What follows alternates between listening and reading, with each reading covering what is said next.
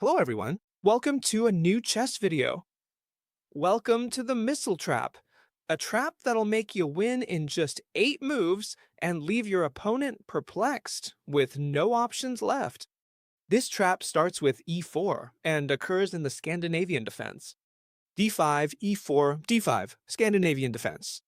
The opponent playing the Scandinavian defense knows that the normal thing is to take here and then recapture with the queen, but we're gonna set the missile trap for them, which has nothing to do with taking here, but rather giving away this pawn, and also letting them attack our knight on the first move. What do you think? Does the trap look good or not? First of all, thanks for the support, guys, because I'm receiving a lot of comments and I love talking to you. I reply to everyone. And thanks for the likes. We're breaking likes records day after day. So thank you very much. Let's continue with this spectacular trap. They're attacking our knight. Where are we going to put it? Well, the ideal square to place it is exactly this square right here. Why? Because we're attacking this pawn, and now, for example, they can't kick out our knight since we'd win back the pawn and all the advantage would be ours. Therefore, what they have to do is develop a piece, like the knight could be, while they defend this pawn. This would surely be the best continuation for black. What are we going to do? We're going to make a move like d3 could be. Notice that now, here we are, letting them exchange a pawn, and also, since black has an extra pawn, they'll think, well, I'll exchange this pawn, and now, after this move, I'm left with an extra pawn, and also I have better development. Well, better development? Not really, but an extra pawn. Let's leave it at that, an extra pawn. The thing is that now here, most people fall for this mistake. Notice they try, this knight bothers them a lot. They try to make it go away. This is already a totally huge blunder. And here comes the missile trap, also known as, in the Tennyson Gambit, the Tennyson Gambit trap, since the Tennyson Gambit is what we played at the beginning, okay? We sacrifice this knight, which has to be captured no matter what, because if it weren't captured, we're attacking the queen, and as soon as the queen moves, we'd take the rook. Therefore, this knight has to be captured with the king no matter what. And here, we'd already be winning the queen. Sure. With this missile sacrifice, here comes the missile. Brutal. We give check with the bishop. Notice that we're attacking the queen, so you can't go down to defend it because the bishop is there. You have to take the bishop, and now we take the queen totally for free. Here it seems like we've already won, but it's not the first time I've seen on the internet that they tell us that here we've already won the game, and it could be that it still gets complicated for us. The opponent has many traps here to stop us, and I'm going to show you especially how to maintain this advantage, which is quite simple. Notice that here a trap could be for black to play this move right here, e5. Now, I've seen in an internet tutorial that they're telling us to take this pawn and get out of the pin. What's the pin? This one right here. Right now, black is threatening to check us with the bishop and take our rook. So we have to get out of this pin. And I've seen that a very typical move would be to take this pawn right here. Well, this would already be a totally huge mistake, because after the move knight c6, where's this queen gonna go? This queen is totally trapped. She can't come this way, she can't come that way, she's totally trapped. And after a move like, it could be, sorry, this pawn is here, right? A move like castling or like knight c3, notice that, for example, knight e8 is threatening the queen, and this queen would be totally lost. Therefore, this queen can't go anywhere. Can she take this pawn? No. Therefore, here, if instead of playing d5, they try to set another trap like knight c6, which seems like it doesn't threaten anything, can we take this pawn? No. Why? Because after e5, we would be in the same trap again. This queen can't go anywhere, since she would be captured, and after whatever move, knight e8 would come, and we would be in the same trap again. So what should we do then if our opponent plays both the move e5 and the knight to this square? Well, the move you have to make, no matter what they do, is you have two options. One, you're cowards and you come with the queen to the original square at d1. This would be a good move, correct? Why? Because it's true that we would be a bit passive and we don't have any pieces developed, but the advantage of having an extra queen is so great that it would compensate for it. After whatever move, we castle and we'd be perfectly fine. And the move that I like is to place the queen at d3, giving a check, and now being a little more active in the position. For example, if they come this way, then simply now we could castle, and we're left with a totally winning position, and our queen is no longer in danger. Notice that this trap occurs in the Scandinavian defense e4 d5. This trap is totally powerful, but of course they have to play the Scandinavian defense against you, and most players here play e5 or even c5, but d5, although they play it against you a lot, and I'm sure they've played it against you 1,000 times, it's not the main defense. I'm going to show you a way so that they play it against you much more easily. We'll start with knight f3, and notice that the knight on f3 is protecting the e5 square. Therefore, they won't be able to play e5, but instead they're going to play d5. And once they play d5, expecting us to play d4, we're going to play e4, and we'd already be in the same position as the Tennyson gambit. Simply, we've inverted the order of the knight and the pawn. Why? Because starting with e4, it's rare that they play d5 against you, although they usually play it, but playing knight f3, it's very likely that they'll play d5. Therefore, we would find the same position, but through a different and much easier way. So look, if what we have to do is start with knight f3, the most common move is, as we've seen, d5, but it's not the only one. It can also be that they play, for example, knight f6, and we're going to see how to play here to get back to the gambit. Like I said, the most popular move here is playing d5, right? Therefore, it's going to be the one they'll play against you in most cases. And then you know what to do, e4.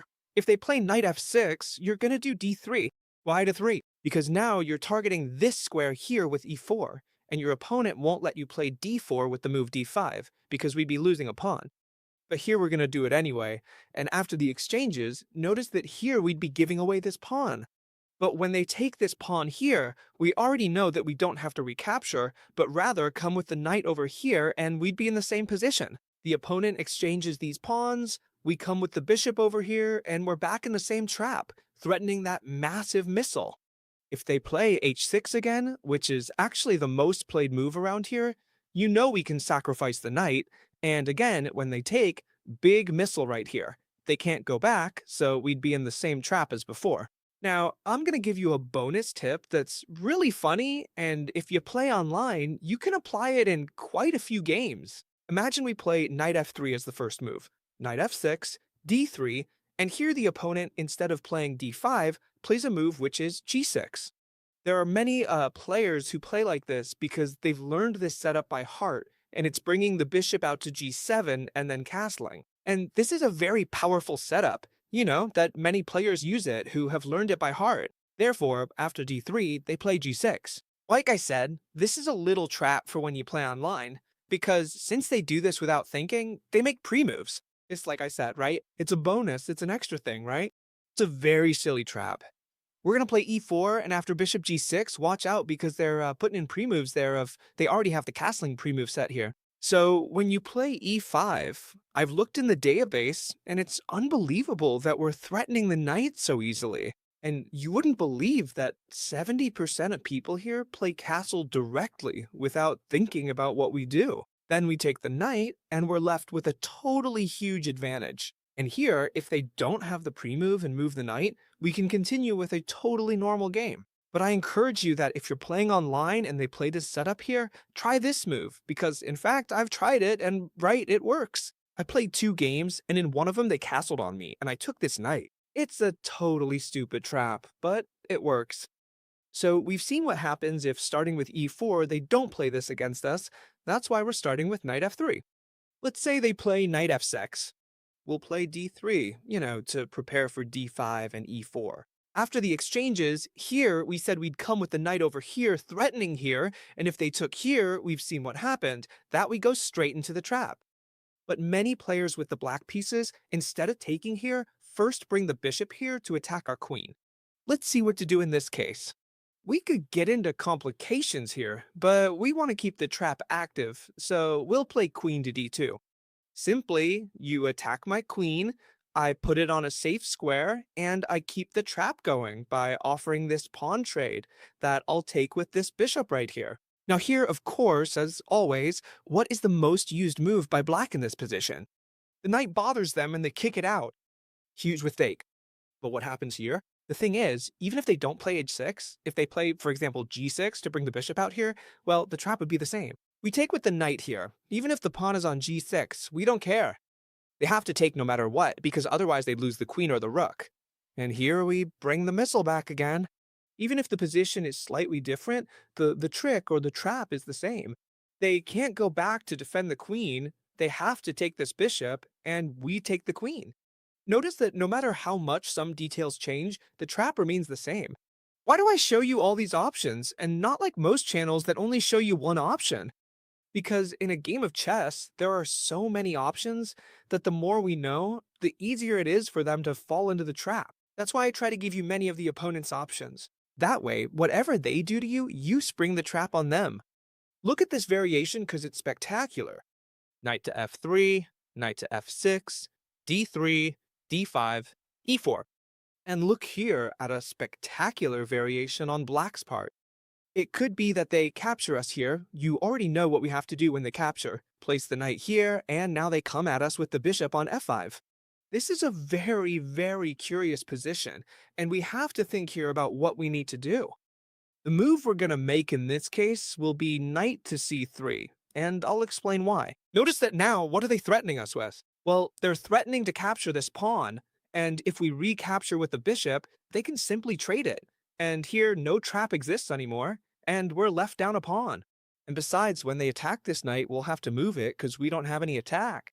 What happens is that if they take this pawn here, what we're going to do isn't capture on d3 like they expect and goodbye trap, but we have a quite interesting